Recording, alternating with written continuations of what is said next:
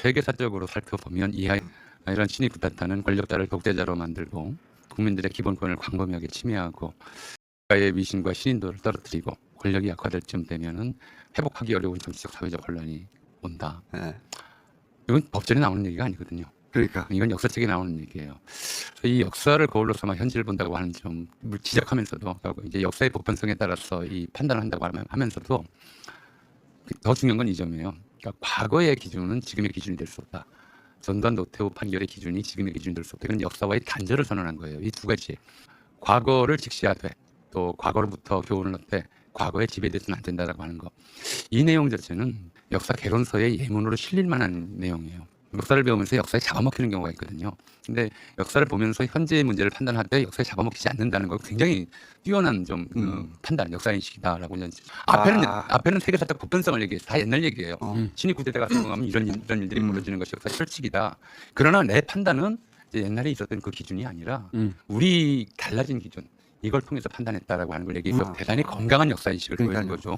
예를 들어 미국이 위대했던 시대가 언제일까? 그래. 사실 이 Make America Great Again이란 말은 로널드 레이건이 처음 썼고요.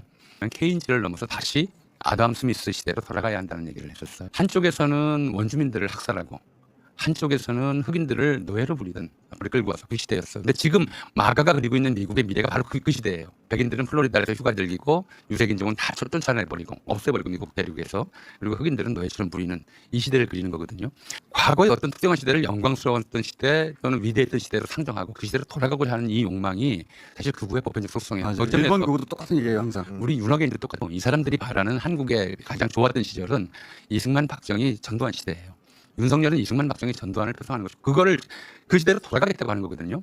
이미 역사 속에 묻힌 역사 속에 묻힌 것들을 다시 끄집어내서 활개치게 만들겠다고 하는 것. 이 의지 자체가 기본적으로 좀비랑 비슷해요. 좀비 사상이거든요. 좀비 이념이고, 이진관 판사가 지적한 게 바로 이런 거예요. 지금 윤석열의 이 내란으로 인해서 한덕수가 주요 임무에 종사했던 이 내란으로 인해서 단지 대한민국의 헌정 질서가 중단될 위기를 겪었을 뿐만 아니라 바로 이 좀비 의식이 광범위하게. 그러니까 내란죄의 또 하나의 부수적인 죄는 좀비 양산죄예요. 좀비 의식 양산죄죠. 그래서 그게 늘어나고 있다는 얘기거든요. 그래서 현 이진관 판사의 판결문은 이거야말로 국민 계몽문이다. 역사란 저렇게 이해해야 된다. 우리가 과거에 비춰서 현재를 이해를 하되 과거의 기준으로 현재를 재단해서는 안 된다. 그래서 정말 좋은, 이제 역사학자로서 볼 때도 정말 좋은 예시문을 만들어줬다. 내란이 성공할지도 모른다는 생각에 이러한 의무와 책임을 끝내 외면하고 오히려 그 일원으로서 가담하기로 선택했다. 한마디로 덕수는 기회주의자다 이 얘기잖아요. 그것을 이제 이번에 단죄한 건데요. 한국에서 기회주의자들의 그 우상이 누구냐? 그럼 뭐 가까운 데서는 이완용을 꼽지만 저는 진짜 원조 기회주의자, 성공한 기회주의자는 한명회라고 생각합니다. 한명회. 세조 때 애유정란에 가담해서 부귀영화를 누린 아주 간신배죠. 이제 이 한명회가 한덕수랑 똑같은 청조 한씨예요.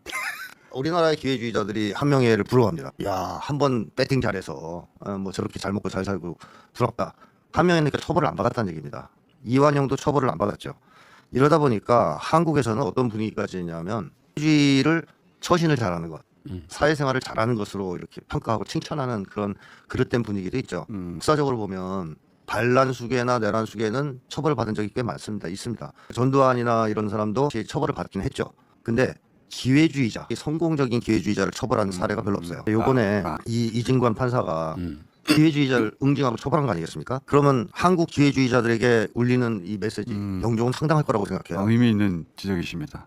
네. 한덕수처럼 미끌미끌하게 기름장어처럼 살다가 보면 끝이 좋을 줄 알았더니 안 좋네.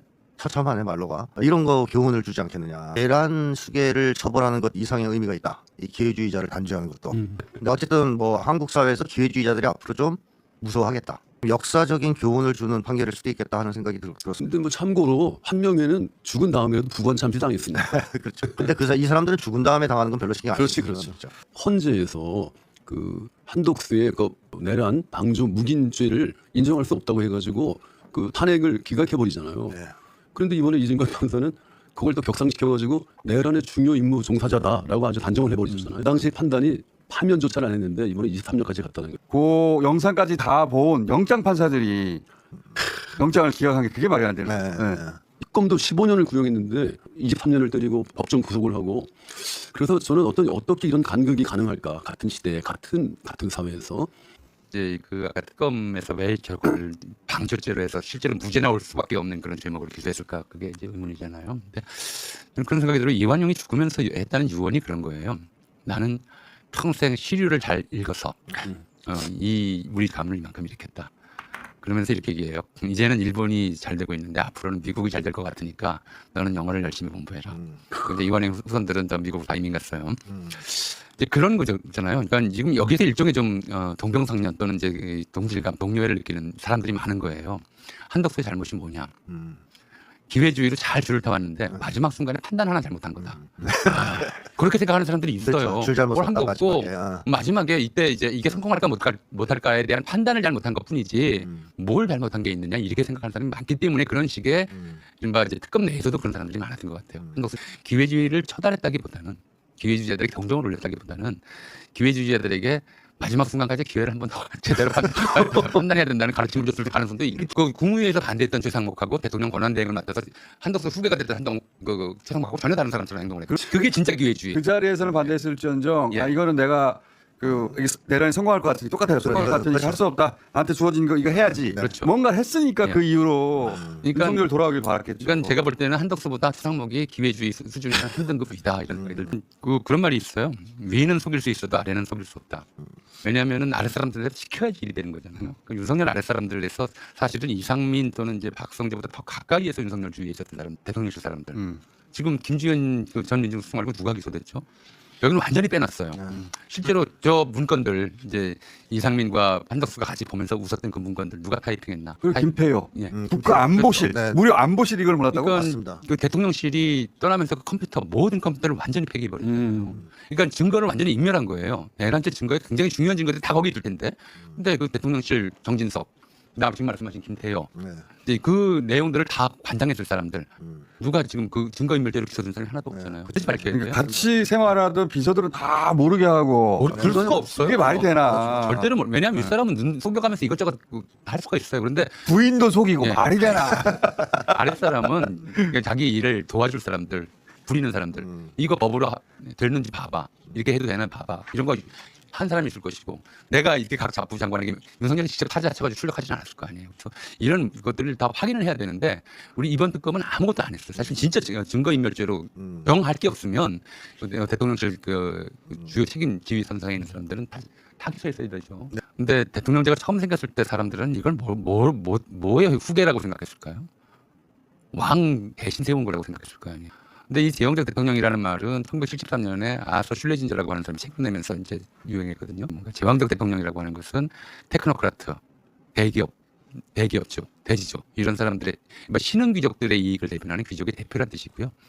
제왕적 대통령의 반대말은 호민관적 대통령이에요. 국민하고 직접 소통하고 국민의 의견을 받으면서 이런 특권층들과 특권층들로부터 국민, 자유민, 평민의 권익을 지키는데 이번에 대통령 기자회견에서 일관되게 되는 원칙은 이런 것이에요. 근데 대표적으로 이해운 전 장관 지명 건과 관련해서 양쪽의 말을 다 들어보고 그에 대한 국민 여론을 본 다음에 판단하겠다. 최종적으로 국민의 판단권을 준다고 하는 점에서 이재명 대통령이 계속 지향하고 있는 점들이 출발할 때부터 정치를 시작할 때부터 호민관형 대통령을 지적했다. 그래서 우리가 제왕적 대통령이란 말을 이제 쓰려면 제왕적 대통령의 반대가 호민관형 대통령이고 지금 이재명 대통령이 이번 연도 기자회견에서 보여준 것도 그런 지향성을 드러낸 것이다. 이렇게 이해를 했으면 좋겠어요. 한덕수에 대해서 AI가 쓴 지를 또 한덕수 몰락에 붙여 오늘은 챗 GPT입니다.